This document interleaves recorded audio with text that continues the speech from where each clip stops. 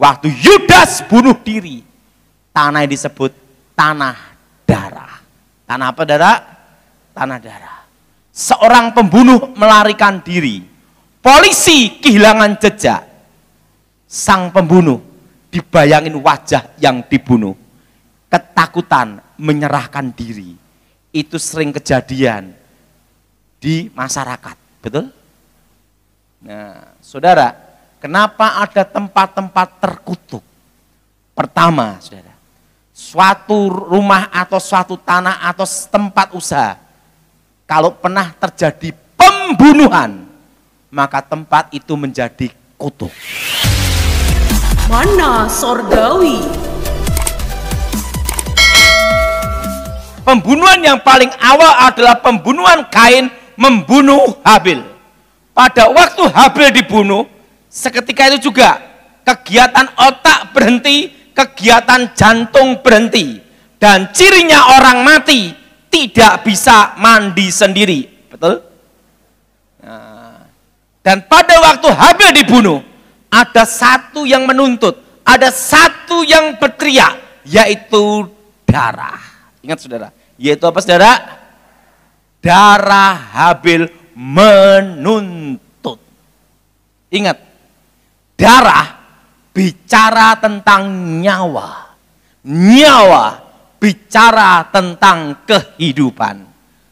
Ada satu keunikan bahwa darah manusia berbeda dengan darah binatang. Kenapa? Binatang tidak punya roh, tapi manusia punya roh. Itu membedakan antara manusia dengan binatang. Sehingga manusia bisa berkomunikasi dengan Allah. Amin. Nah, saudara, perlu kita tahu bahwa ada satu keunikan bahwa darah manusia berbeda dengan darah binatang. Misalnya pisau dipakai membunuh seseorang, cep mati. Pisau itu dicuci bersih, kelihatan bersih. Tapi nanti waktu di forensik, di lab, pasti ada bekas darah tersisa di situ yang disebut DNA manusia. Sehingga kasus pembunuhan 3-5 tahun barang bukti tetap dipakai di pengadilan. Kenapa? Karena darah korban itulah buktinya. Darah bicara tentang nyawa, nyawa bicara tentang kehidupan. Tetapi kalau tidak menimbulkan kematian, tergores atau terbentur, bekas darah itu hilang tanpa bekas. Karena tidak menimbulkan kematian. Tetapi kalau menimbulkan kematian, pasti ada darah yang tersisa. Dan disebut DNA. Itu jadi barang bukti. Maka dalam ilmu reserse, dalam ilmu penyidikan, dikatakan tidak ada kejahatan yang sempurna. Jelas saudara? Jelas saudara? Nah, keris, pusaka untuk membunuh seseorang, cep mati. Setiap bulan suro, keris itu direndam air kelapa, saya diusap jeruk nipis, dikasih air warangan, saya dikasih pace. Kok bisa tahu Pak Daud? Bekas dukun. Nah, kan ngubah pusaka. Nah, waktu diwarangin, wah, kelihatan bersih. Saya dijemur di matahari. Begitu kering. Itu keris itu nanti kalau pernah membunuh, bekas darah itu akan tetap ada di keris itu. Sekalipun ratusan tahun yang lalu. Darah bicara tentang nyawa.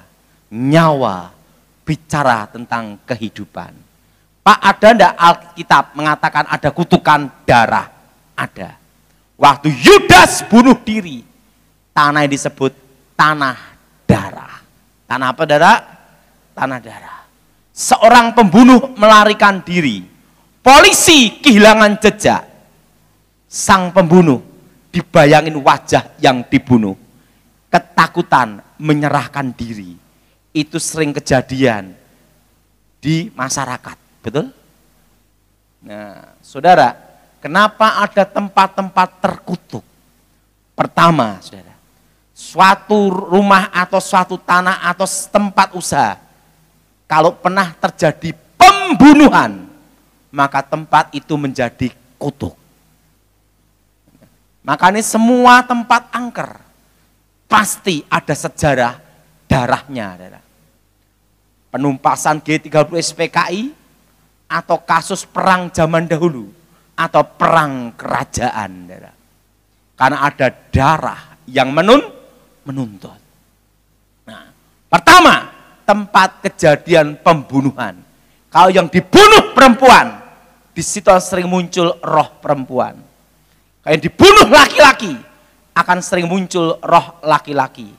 Tapi kalau yang dibunuh bencong, akan muncul roh lain. Mau kemana, Mas? Yang jadi pertanyaannya, apakah itu arwah orang mati? Bukan. Hubungan antara orang mati dan orang hidup terputus. Kalau kita mati dalam Tuhan, detik itu juga kita terpisah di antara orang hidup. Langsung ada di Firdaus. Nah, tidak keluyuran cari angpau sama bakpao. Yang tidak dalam Tuhan, itu ada di satu tempat. Namanya dunia orang mati. Bagian dari neraka untuk menunggu hari penghakiman. Nah, ada tempat penantiannya itu, saudara. Tapi di situ udah disiksa, saudara. Nah, saudara, tapi di situ ada darah yang menuntut. Alkitab berkata, siapapun yang menumpahkan darah manusia, maka Tuhan sendiri yang akan menuntut, baik manusia maupun binatang. Betul? Karena apa? Karena manusia diciptakan Tuhan segambar dan serupa. Artinya manusia itu apa? Makhluk ciptaan Tuhan yang mulia adalah. Saudara, darah itu menuntut. Di mana tempat itu pembunuhan, maka di situ akan ada penampakan. Itu kalau di tempat untuk usaha, kerja, orang tinggal di situ, kerja apapun bangkrut. Makanya ada rumah-rumah tertentu. Orang tinggal di situ bangkrut, dijual. Saat disewakan orang lagi, bangkrut. Dijual lagi, bangkrut. Cirinya ada. Kalau tempat kejadian pembunuhan, sering ada penampakan bayangan hitam. Makanya kalau sering kejadian, kalau orang Jawa sering ngomong penunggu. Itu di sekitar pintu, klebet-klebet, klebet-klebet. Kenapa sekitar pintu? Kurang kerjaan. Nah, gitu. Itu klebet, klebet, klebet. Jadi dalam dunia roh itu ada 4 tingkatan. Pertama yaitu penguasa di udara. Betul? Setelah itu penghulu di udara. Apa saudara? Penghulu di udara. Nah, saya itu yang ketiga, penguasa di udara, penghulu di udara, yaitu apa? Roh-roh jahat. Nah, tingkat yang paling bawah itu adalah jin-jin. Apa saudara? Nah, kalau kasus rumah angker itu masih sebatas jin. Jelas? Setan tingkat paling bawah. Tetapi kalau itu pembunuhannya 1 atau 2. Tapi kalau pembunuhannya itu ratusan, maka tingkatnya adalah roh-roh jahat. Jadi ada tingkatan. Dalam kasus pengusiran roh, kasus pelepasan, itu ada tingkatan-tingkatannya. Roh-roh jahat, setan-setan, itu jin-jin. Nah, jin itu yang paling bawah. Jelas? Jadi kalau rumah-rumah angker, itu lihat dulu kasusnya. Kalau pembunuhannya itu ratusan, berarti tingkat roh-roh jahat. Kalau yang paling rendah itu tingkat jin-jin. Pak, jin sama roh jahat sama enggak? Sama aja sih, hanya tingkatannya aja. Ya setan ya setan. Nah, itu bawah. Nah, tempat seperti itu saudara, sering ada penampakan, lebet, kelebet, kelebet, kelebet. Nah, saya pernah nangani satu kasus. Nah, satu kasus itu kejadiannya ada di Jogja. Ada seorang pengusaha menikah. Makanya saya beritahu, saudara, saya ini punya pengalaman hidup. Saya itu sudah khotbah keliling berbagai negara. Dan perlu saudara tahu, saya punya celana ini umurnya hampir 20 tahun. Oh, sampai ya gini. Ini asli, karena ini kenang-kenangan saya. Ini sering tak pakai khotbah. Ini hampir 20 tahun. Nah, kenapa saya suka celana seperti ini? Karena awet itu loh. Nah, hampir 20 tahun. Lebih tua daripada anak saya. Dan harganya $10. Jadi zaman sekarang harganya 140.000. Ini adalah. Nah, saya keliling. Saya pikir nanti istri saya nanti, jodoh saya nanti itu pokoknya orang luar pulau atau luar negeri, Amerika apa mana-mana. Saya keliling dari Korea, dan itu setelah Korea, saya ke Cina, saya ke Australia, New Zealand, Amerika, berbagai tempat. Akhirnya saya ketemu istri saya di Jogja. Jadi intinya, jodoh itu tidak jauh-jauh dari tempat kita. Yang sudah menikah, yang merasakan angkat tangan. Betul enggak? Yang setuju angkat tangan. Makanya untuk anak-anak muda, saya kasih petunjuk. Enggak usah jauh-jauh. Nanti ujung-ujungnya ketemunya ya ning kono kuwi. Benar. Saya kasih tahu, kalau kita belum menikah, kita mikirnya punya istri harus cantik, harus gini, harus gini. Betul? Tapi setelah nikah dikatakan cantik itu maksimal 3 bulan. Yang penting itu punya istri bisa diajak ngomong, komunikasi, saling mengerti, suka dan duka. Betul? Istri cantik, cerewet, stroke. Betul? Yang setuju angkat tangan. Berarti sudah ngalami. Loh, makanya saya beritahu untuk yang muda-muda yang belum menikah, penting itu kalau punya satu, seiman udah. Nomor satu itu. Kedua, bisa diajak ngomong. Untuk pernikahan, enggak apa-apa Pak Petrus ya. Ini ada kisah nyata, Saudara. Makanya Tuhan itu menjawab doa kita melebihi apa yang kita doakan. Ada suatu kali seorang pemuda, ini kisah nyata adalah seorang pemuda ganteng. Kalau zaman dulu ada artis namanya Rahmat Kartolo. Nah, pemuda ini wajahnya loh seperti Rahmat Kartolo. Kalau dia gitar gini, wah banyak cewek-cewek deketin dia. Apa yang terjadi? Karena terlalu banyak milih, bingung sendiri. Suatu kali ada seorang anak perempuan, anak orang kaya, tetapi giginya gini. Jadi kalau menikah pasti banyak sariawan.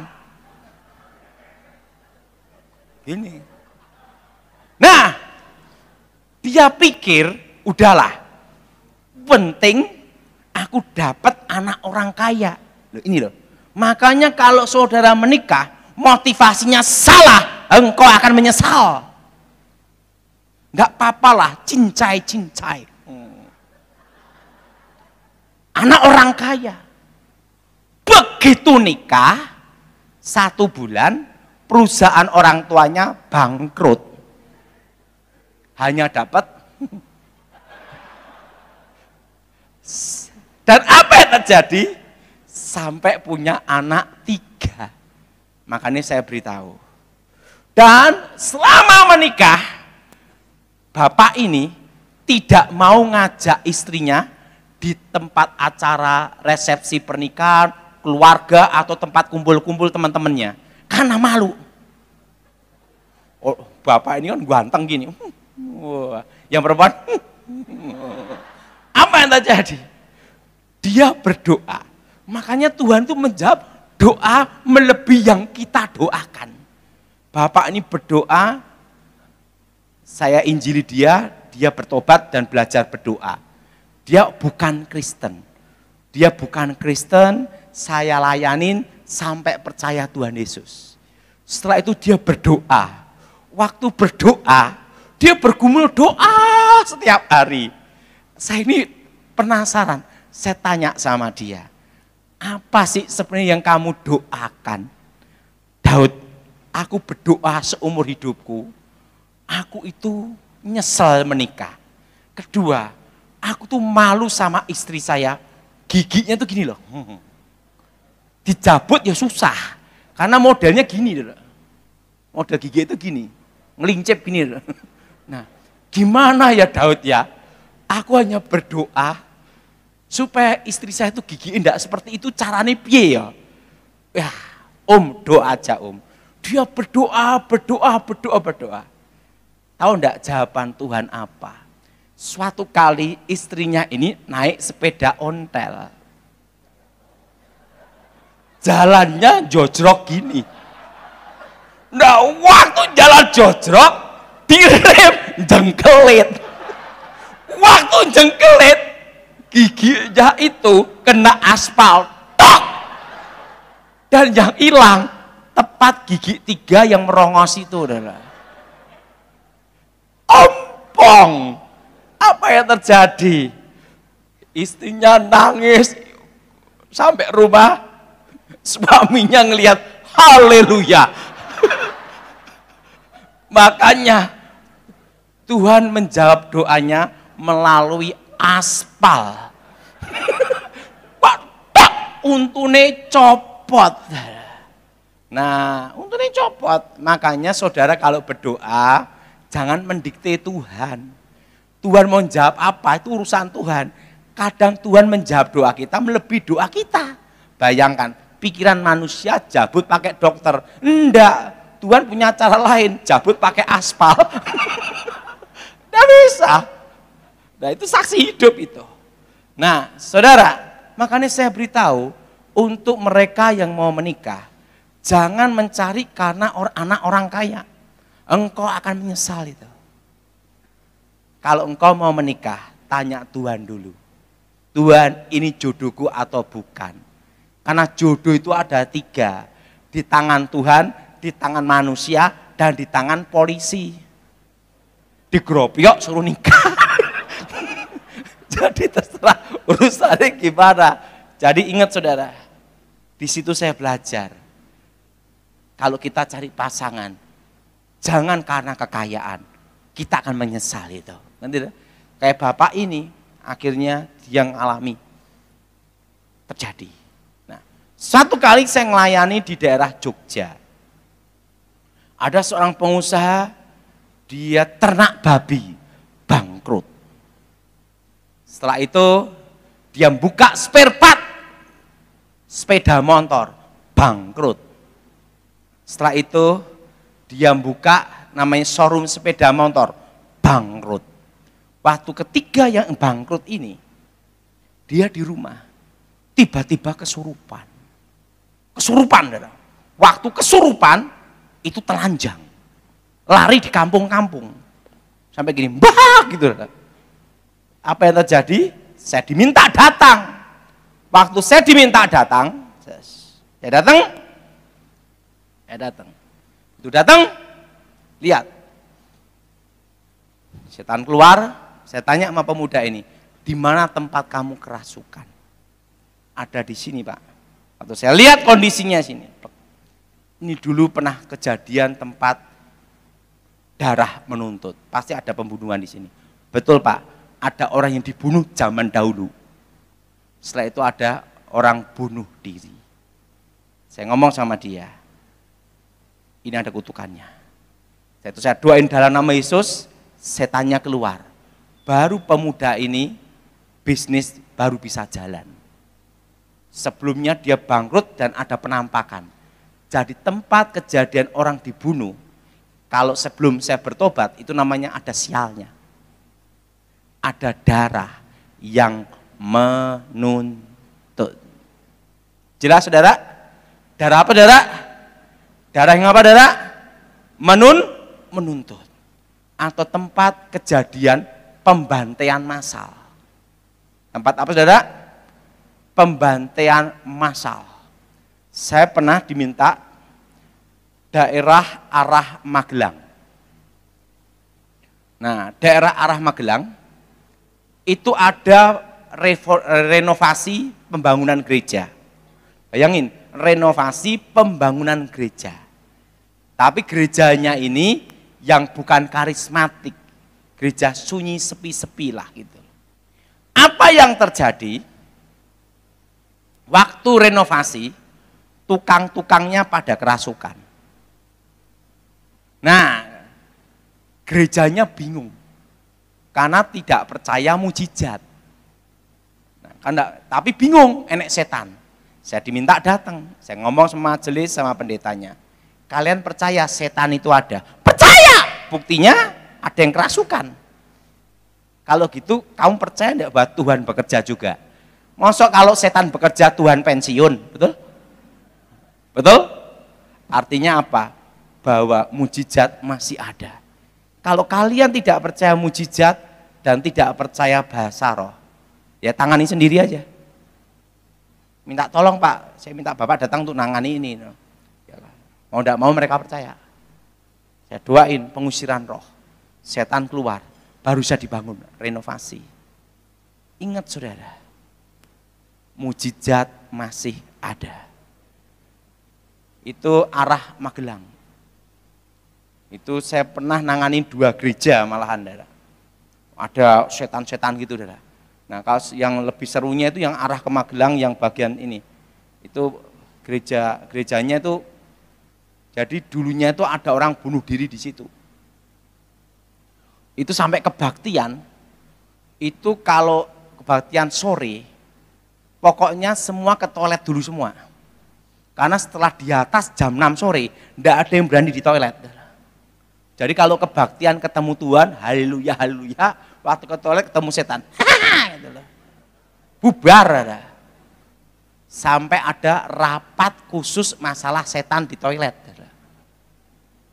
Nah, majelisnya kumpul, gimana cara menangani ini?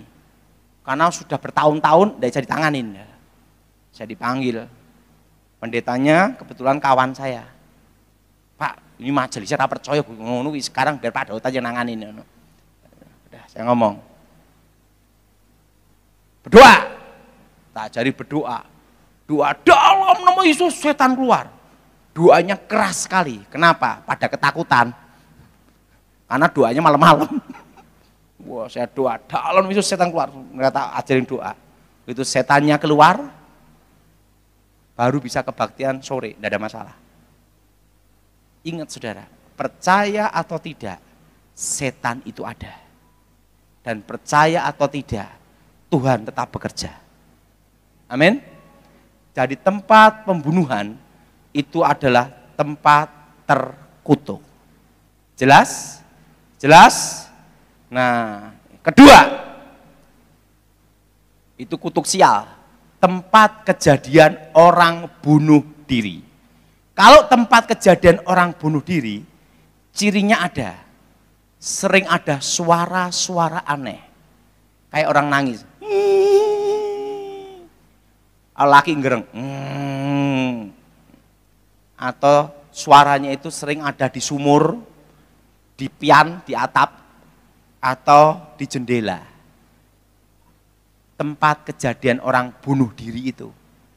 Tempat kejadian orang bunuh diri sering ada kayak ketokan pintu. Dibuka enggak ada orang. Itu pasti tempat kejadian orang bunuh diri. Apa saudara? Kejadian apa saudara? Orang bunuh diri. Nah, tempat seperti itu, kalau dibangun rumah atau tempat tinggal, yang nempatin itu bisa cerai. Itu disebut rumah hawa panas, asarnya panas. Makanya ada rumah-rumah tertentu, setiap kali nempatin itu rumah tangga siapapun yang nyewa, ngontrak atau nempatin, pasti cerai. Ribut bertengkar cerai, ribut bertengkar cerai, ribut bertengkar cerai. Itu pasti tempat kejadian orang bunuh diri. Jelas? Jelas? Nah, ingat, tempat kejadian orang bunuh diri ini ada kutuknya, namanya kutukan darah. Orang yang tinggal di situ hawanya panas, ribut terus. Itu pernah saya nangani kejadian di Surabaya. Ada seorang suami istri, pembantunya bunuh diri. Setelah pembantunya bunuh diri, nah sering ada suara-suara aneh. Nah, kalau ada bunyi strok strok strok strok dos, strok strok strok dos, itu di dapur. Biasanya yang bunuh diri pembantu. Strok strok strok, orang nyuci-nyuci gitu deh. Dan setiap hari suami istri ribut bertengkar terus, mau cerai. Saya diminta datang ke tempatnya dia, saya lihat, ini pasti ada yang bunuh diri. Benar Pak, pembantu berapa bulan yang lalu. Ingat, kejadian tempat bunuh diri itu ada kutukan, namanya kutukan darah. Apa saudara? Kutukan apa saudara? Ketiga, tempat pengguguran bayi-bayi, janin-janin.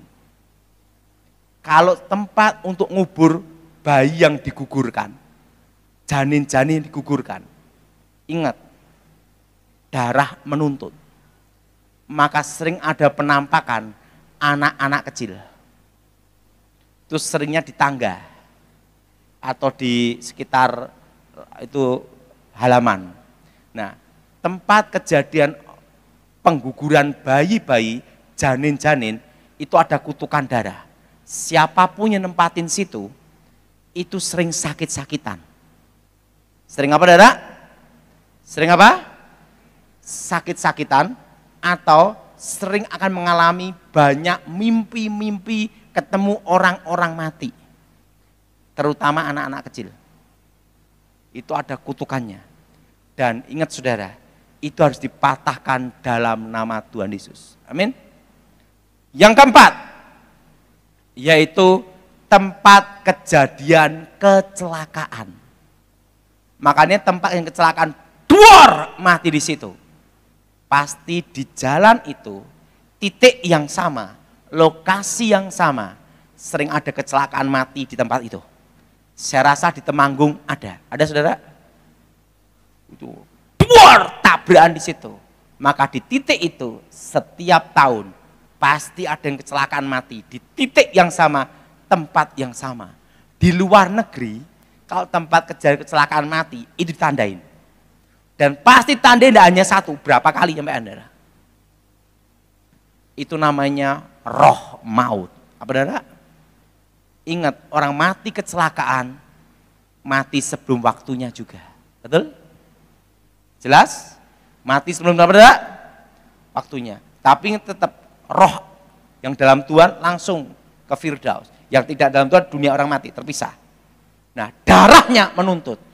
Biasanya sopir sering lewat, anak kecil lewat, kakek-kakek lewat, ibu-ibu lewat, menghindar, duar, tabrakan di situ. Makanya sering tempat kejadian kecelakaan mati itu ada tempat angker, sopir mau lewat, klakson dulu, bel dulu, tin tin, baru lewat. Setan tidak takut klakson. Itu hanya sugesti, jelas adalah. Itu ada namanya roh maut. Apa saudara? Apa saudara? Roh maut. Nah, roh maut. Nah, ini saudara. Nah, ini penting sekali. Ini roh maut, saudara. Kecelakaan mati. Duar tabrakan terus. Saya nanganin itu kejadian arah Tawangmangu. Karena yang minta kanit lakanya. Dulunya ada orang kecelakaan, duar mati, kepala pecah. Setelah itu setiap tahun ada yang kecelakaan terus di situ. Sampai dikasih plang. Hati-hati, rawan kecelakaan. Hari ini dipasang, malamnya duar tabrakan mati, temangsang di hati-hati. Sampai dikasih lampu terang, polisi jaga di situ. Polisinya capek, pindah lokasi. Duar tabrakan mati di tempat bekas polisi berdiri. Kanit lakanya ngomong apa? Untung dia enggak berdiri terus di situ. Jadi minta nanganin. Setan keluar, baru enggak ada kecelakaan sampai sekarang. Itu namanya roh maut. Apa saudara? Nah, yang kelima, tanah kuburan. Apa saudara? Apa saudara? Tanah apa? Tanah kuburan. Tanah kuburan yang dipakai itu bukan kuburan biasa. Itu ada kuburan seorang pembunuh, perampok, penjahat, penipu, pemerkosa. Yang dibunuh, dibakar massa atau digebukin sampai mati. Mati dalam posisi jahat. Orang jahat ada kutukan namanya tabur tuai. Siapa yang menabur dia menuai. Nah, di pusaranya itu mengandung kutukan kehancuran. Ini saya beritahu jangan dipraktekkan. Itu tanahnya itu pusaranya itu ada darah yang menuntut. Apa saudara? Darah yang apa? Nah, kalau ini diambil darah itu menuntut, itu ada di mana? Menyatu di tanah. Di pusaranya. Kalau tanah itu disiramkan tepat di depan toko orang atau pintu pabrik orang, jelek gitu lah. Setahun toko atau pabrik orang pasti bangkrut. Jelas? Pasti apa saudara? Bangkrut. Cirinya ada. Kalau secara alam roh itu kayak ada kabut gelap.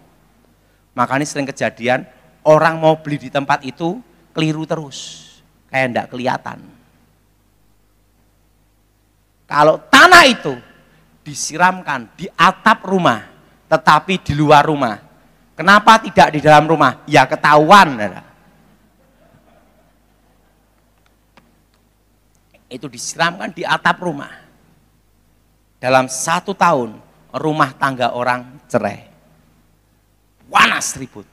Kalau tanah itu disiramkan di atap rumah, depan pintu, dalam rumah, itu berubah dari santet tanah. Ingat, yang dipakai itu kuburan orang jahat yang mati dibunuh. Ina menuntut, yang kena eksekusi, teroris, gitu loh. Makanya diambil tanah itu karena itu. Itu yang tinggal di situ megap-megap, mati ndak, hidup ndak, sakit pindah-pindah. Setan memang ada kuasa, tapi Tuhan lebih kuasa. Amin. Nah, ini pertama tanah kutukan dulu. Nah, arti tanah kutukan artinya apa? Bahwa tanah itu ada sejarah, ada pertumpahan darah. Jelas, saudara? Makanya terjadilah rumah-rumah, tanah-tanah, tempat angker, termasuk tempat kerasukan massal. Itu pastinya tempat pembunuhan massal. Nah, untuk mengalahkan kutukan darah hanya bisa dihadapi dengan darah pula. Ingat, ada 3 cara untuk mengusir setan. Yang pertama dalam Injil Markus, mereka mengusir setan-setan di dalam nama Tuhan Yesus. Amin. Amin. Yang kedua, minyak urapan. Bila ada saudaramu yang sakit, hendaklah penatua mengelesi minyak dalam nama Tuhan Yesus. Nanti sore jam berapa Pak? Nah, nanti sore jam 5 itu kita akan bahas apa gunanya minyak urapan. Apa saudara? Bahwa minyak urapan itu ada gunanya saudara. Nah, percaya atau tidak itu ada gunanya. Yang kedua, nah, yang ketiga, mereka orang-orang percaya mengalahkan iblis dengan darah anak domba. Ingat, saudara. Ada 3 dikatakan mengalahkan iblis, artinya tingkat setan yang paling tinggi itu dikalahkan oleh darah anak domba, yaitu darah Yesus. Amin. Apa saudara? Nah, darah harus dihadapi dengan darah pula. Ingat, untuk mengalahkan kutukan darah harus dihadapi dengan darah manusia suci, tanpa noda, tanpa dosa, tanpa celah. Dan di dunia ini hanya ada satu manusia, Yesus Kristus, dan posisi mati dibunuh. Ingat, Tuhan Yesus mati dibunuh, maka darahnya bisa berbicara. Bicara apa? Pendamaian, penghapusan dosa, penyembuhan, dan yang mengalahkan iblis. Amin. Ingat, makanya darah Yesus bisa berbicara karena Tuhan Yesus mati dibunuh. Nah, tempat kejadian kutukan-kutukan ini, cara untuk mengusirnya itu disebut namanya membuat lokasi itu menjadi netral. Apa saudara? Jadi netral. Nah, caranya gimana? Kalau itu rumah angker, tempat bunuh diri atau dibunuh, saudara ikuti saya semua. Darah Tuhan Yesus, saya semua, darah Tuhan Yesus, sucikan tempat ini. Tempat terkutuk ini diubah jadi berkat. Di dalam nama Yesus, segala roh-roh setan, roh-roh kutuk, roh-roh jahat, keluar demi nama Yesus. Darah Yesus, sucikan tempat ini. Tempat terkutuk ini diubah jadi berkat. Pak, apakah perlu panggil pendeta? Tidak usah. Setiap orang percaya diberi kuasa untuk meringankan beban pendeta Petrus. Doa sendiri aja. Nah, ini darah Yesus, sucikan tempat ini, tempat terkutuk ini diubah menjadi berkat. Nah, untuk doa pengusiran setan ini, itu membuat namanya posisi netral. Di tanah itu kembali pada awalnya. Jelas saudara? Netral.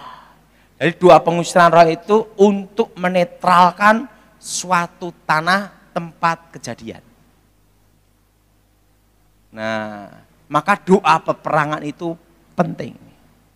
Menetralkan lokasi, menetralisir semuanya. Jelas saudara? Jelas? Nah, kalau tempat kejadian kecelakaan mati, kecelakaan maut, nah itu roh maut. Doa di lokasi sudah doa seperti ini. Darah Yesus, hancurkan kutukan maut. Darah Yesus, hancurkan segala kutuk maut. Darah Yesus, sucikan tempat ini. Tempat terkutuk ini diubah jadi berkat. Segala roh-roh setan, roh-roh jahat keluar. Amin. Nah, kalau tanah kuburan, itu yang ditutup adalah masa depan. Semua masa depan pasti ada jalannya. Buktinya, kalau mau nyalonkan wali kota, minimal lulusan SMA, betul? Betul? Ada jalannya. Orang kalau buka toko, pasti di pinggir jalan. Tidak mungkin di puncak gunung, siapa yang beli, betul? Betul? Artinya segala sesuatu itu ada jalannya. Nah, tanah kuburan itu menutup jalan masa depan. Makanya saudara yang punya toko atau tempat usaha, itu doanya setiap hari, ikutin saya semua. Darah Yesus, buka jalan berkat tempat ini. Darah Yesus, buka masa depan tempat ini. Di dalam nama Yesus, segala roh-roh setan, roh-roh jahat keluar demi nama Yesus. Darah Yesus buka jalan berkat tempat ini. Nah, cirinya kalau suatu tempat yang terkena tanah kuburan, waktu malam Jumat, kira-kira jam 12 malam ke atas, ada bau busuk. Itu kadang jam 6 sore atau jam 12 malam. Bau busuknya menyengat. Bereng lewat saja. Pak, kalau ada bau menyengat, baunya menetap, itu bau God. Jelas? Dari baunya bereng seperti lewat saja. Jadi doa pengusiran roh, menghancurkan kutuk, itu menetralkan. Jelas? Nah, tanah netral namanya. Yang kedua, itu tanah berkat. Nah, tanah berkat itu apa sebenarnya? Nah, ini pengalaman saya. Tapi ingat saudara, tidak bisa jadi doktrin. Suatu tanah yang tidak pernah ada sejarah, tempat pembunuhan.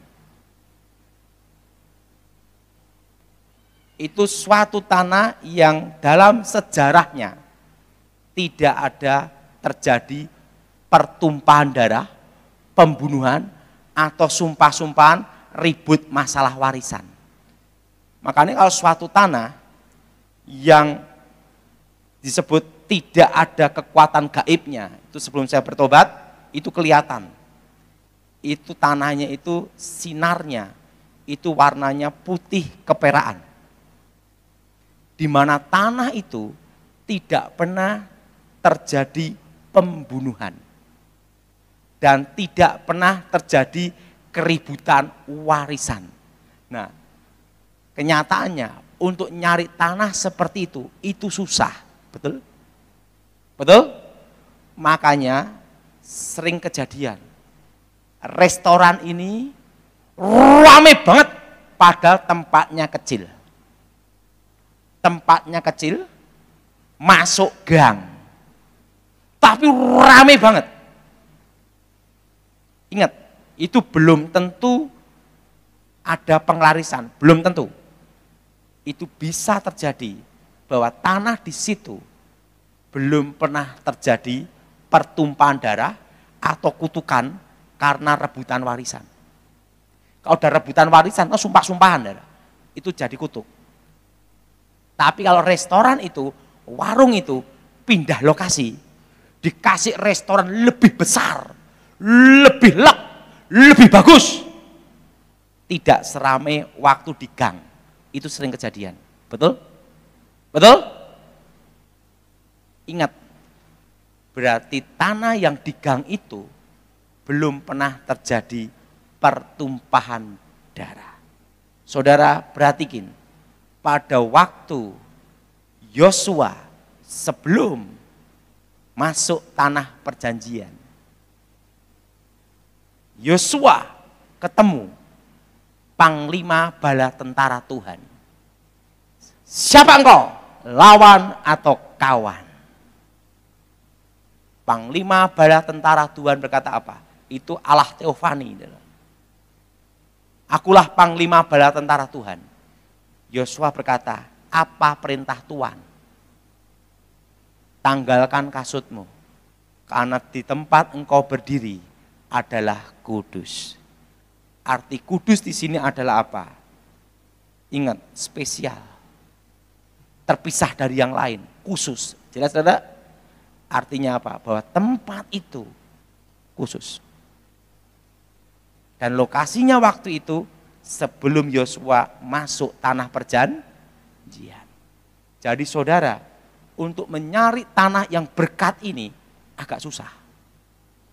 Makanya saya sering dimintai tolong, Pak Daud, carikan tanah yang tanah berkat itu gimana? Itu susah.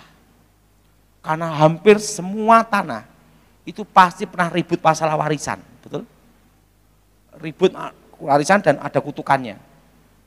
Suatu kali saya lihat suatu tanah lewat, terus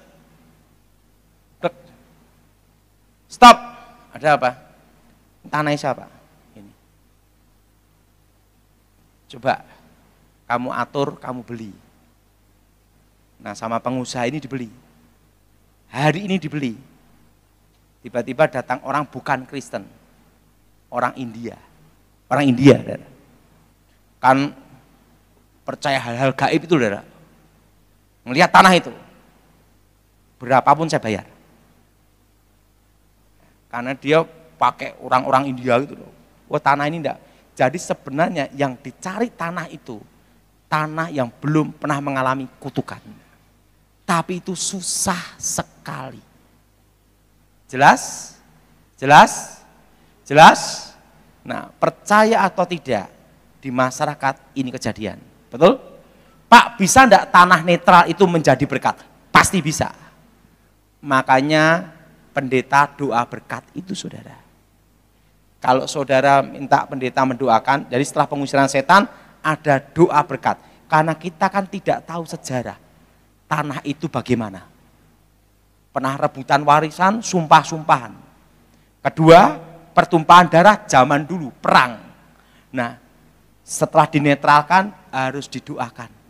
Nah, biasanya itu yang doain itu adalah imam. Kalau dalam Alkitab kan imam. Kalau zaman sekarang adalah pendeta atau pastor. Nah, Pak, apakah kita bisa mendoakan sendiri, Pak? Bisa. Doanya apa? Ikutin saya semua. Darah Yesus, sucikan tempat ini. Tempat ini diubah menjadi berkat.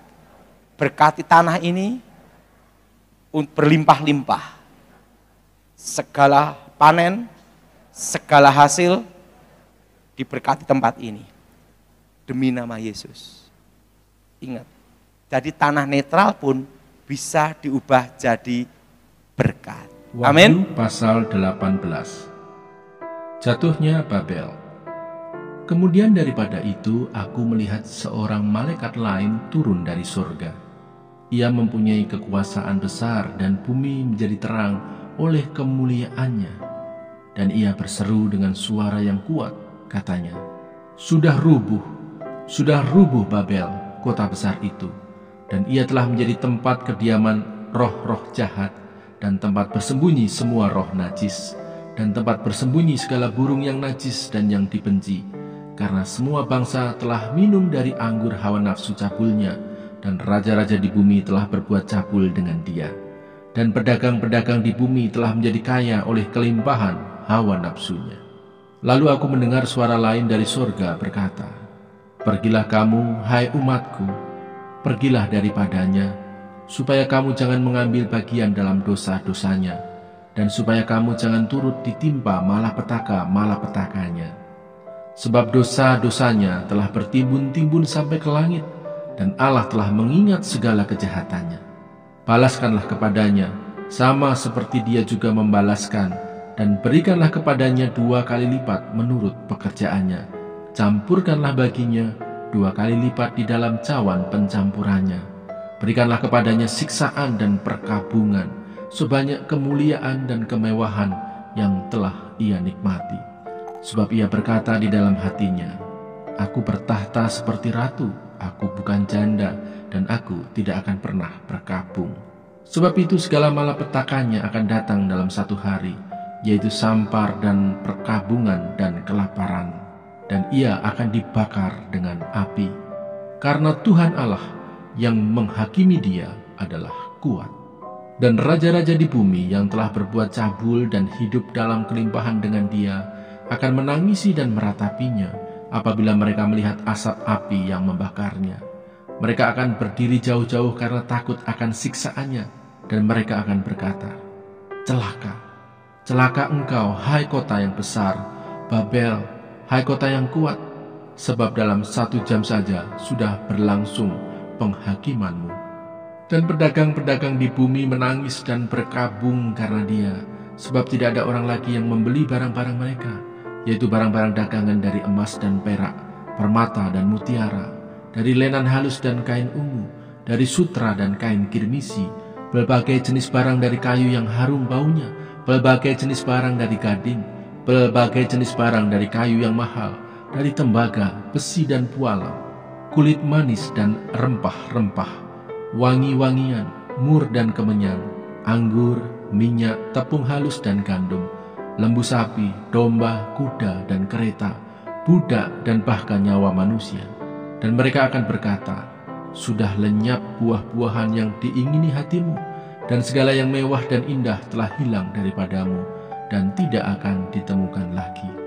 Mereka yang memperdagangkan barang-barang itu yang telah menjadi kaya oleh dia akan berdiri jauh-jauh karena takut akan siksaannya, dan sambil menangis dan meratap mereka berkata, celaka, celaka kota besar yang berpakaian lenan halus dan kain ungu dan kain kirmisi dan yang dihiasi dengan emas dan permata dan mutiara, sebab dalam 1 jam saja kekayaan sebanyak itu sudah binasa. Dan setiap nakhoda dan pelayar dan anak-anak kapal dan semua orang yang mata pencariannya di laut berdiri jauh-jauh dan berseru ketika mereka melihat asap api yang membakar. Katanya, kota manakah yang sama dengan kota besar ini? Dan mereka menghamburkan debu ke atas kepala mereka dan berseru sambil menangis dan meratap. Katanya, celaka, celaka, kota besar yang olehnya semua orang yang mempunyai kapal di laut telah menjadi kaya oleh barangnya yang mahal, sebab dalam 1 jam saja ia sudah binasa.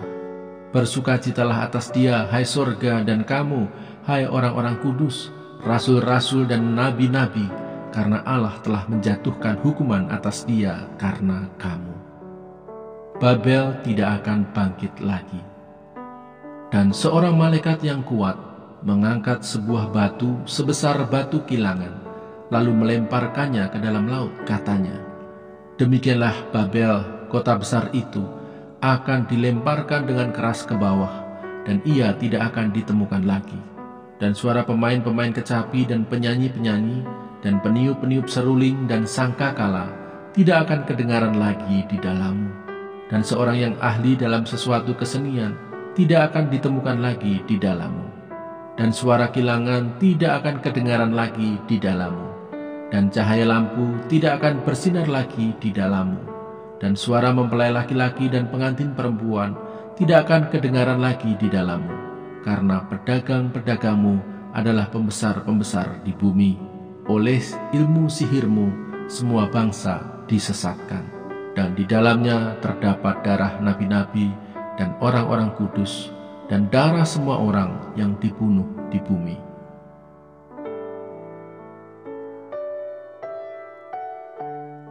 Wahyu pasal 19.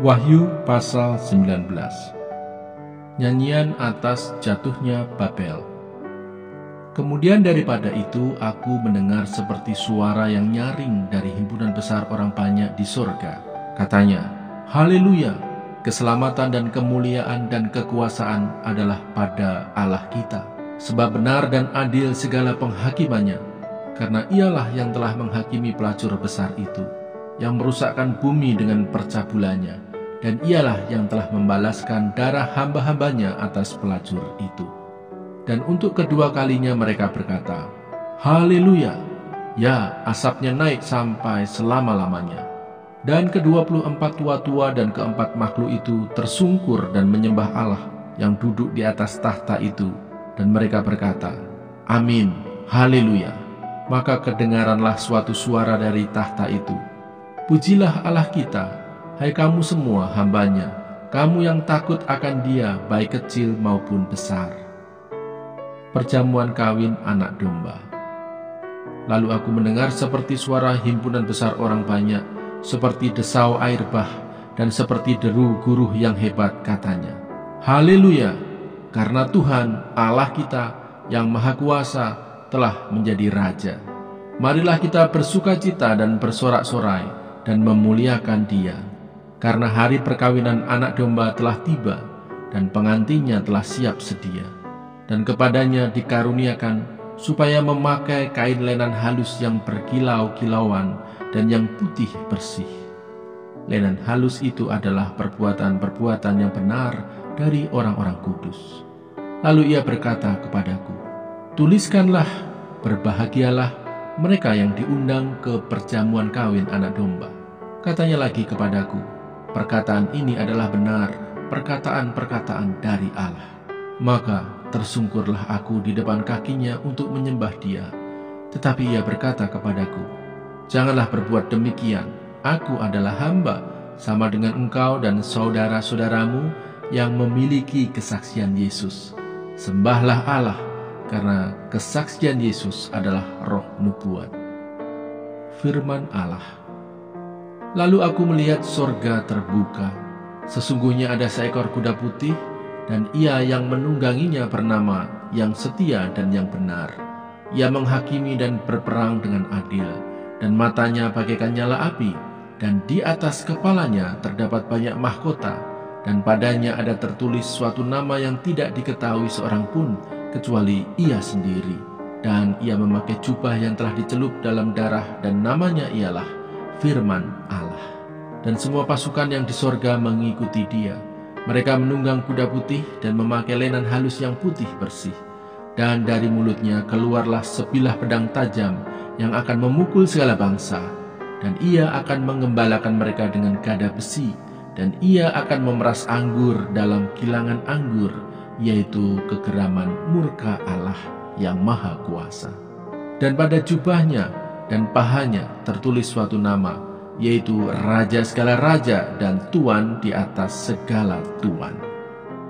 Binatang serta nabinya dikalahkan. Lalu aku melihat seorang malaikat berdiri di dalam matahari, dan ia berseru dengan suara nyaring kepada semua burung yang terbang di tengah langit. Katanya, marilah ke sini dan berkumpullah untuk turut dalam perjamuan Allah, perjamuan yang besar, supaya kamu makan daging semua raja dan daging semua panglima dan daging semua pahlawan dan daging semua kuda dan daging semua penunggangnya dan daging semua orang, baik yang merdeka maupun hamba, baik yang kecil maupun yang besar. Dan aku melihat binatang itu dan raja-raja di bumi serta tentara-tentara mereka telah berkumpul untuk melakukan peperangan melawan penunggang kuda itu dan tentaranya. Maka tertangkaplah binatang itu, dan bersama-sama dengan dia nabi palsu yang telah mengadakan tanda-tanda di depan matanya. Dan dengan demikian ia menyesatkan mereka yang telah menerima tanda dari binatang itu dan yang telah menyembah patungnya. Keduanya dilemparkan hidup-hidup ke dalam lautan api yang menyala-nyala oleh belerang. Dan semua orang lain dibunuh dengan pedang yang keluar dari mulut penunggang kuda itu.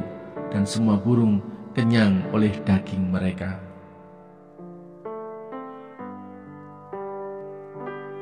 Wahyu pasal 20. Kerajaan 1000 tahun.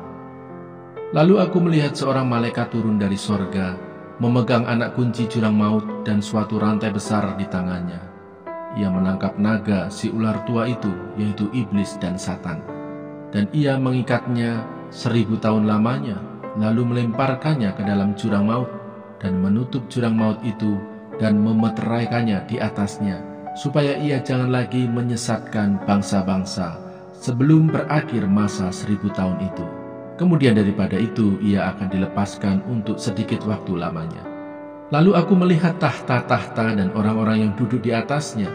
Kepada mereka diserahkan kuasa untuk menghakimi. Aku juga melihat jiwa-jiwa mereka yang telah dipenggal kepalanya karena kesaksian tentang Yesus dan karena firman Allah, yang tidak menyembah binatang itu dan patungnya, dan yang tidak juga menerima tandanya pada dahi dan tangan mereka.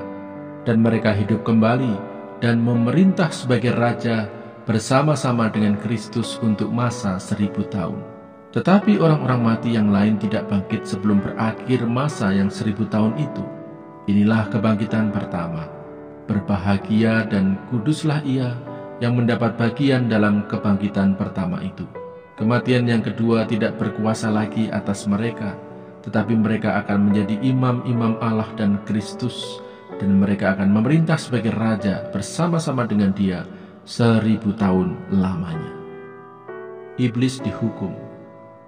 Dan setelah masa 1000 tahun itu berakhir, iblis akan dilepaskan dari penjaranya, dan ia akan pergi menyesatkan bangsa-bangsa pada keempat penjuru bumi, yaitu Gog dan Magog, dan mengumpulkan mereka untuk berperang dan jumlah mereka sama dengan banyaknya pasir di laut.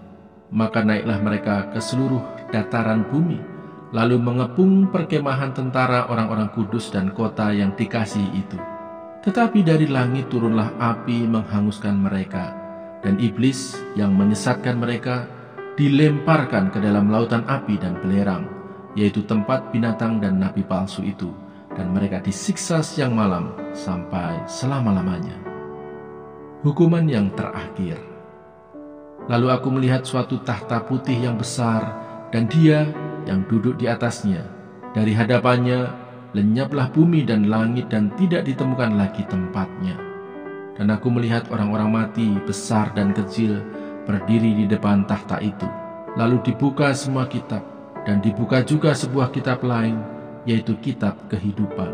Dan orang-orang mati dihakimi menurut perbuatan mereka, berdasarkan apa yang ada tertulis di dalam kitab-kitab itu.